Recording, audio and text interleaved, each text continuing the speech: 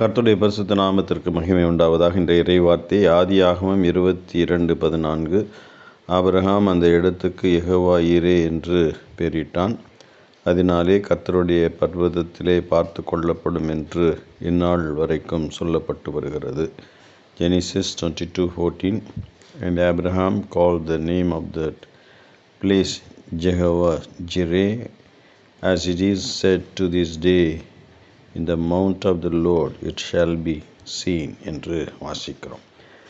கீழ்ப்படிதலை கற்றுக்கொண்ட, கீழ்ப்படிதலை விரும்பின ஆபிரகாம் தேவனுக்கு பயப்படுகிற மனிதனாக மாறினான் என்று தேவனாலே சான்றிதழ் பெற்றார் என்பதை நாம் வாசித்தோம்.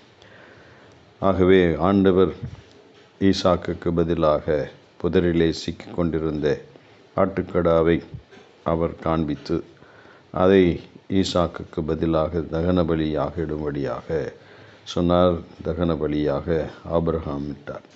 கர்த்தருடைய பர்வதம் என்று அப்பர்வதம் அழைக்கப்பட்டது.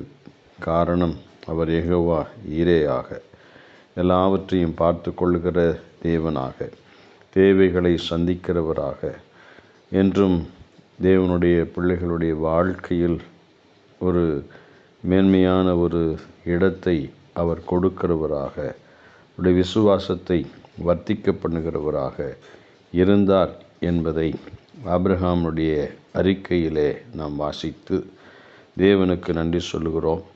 ஆபிரகாமும் தேவனுக்கு நன்றி சொல்லி துதித்து மகிழ்ந்தார் என்பதை வாசிக்கிறோம். கர்த்தர் இந்த வார்த்தைகளை ஆசீர்வதிப்பாராக. ஆமென்.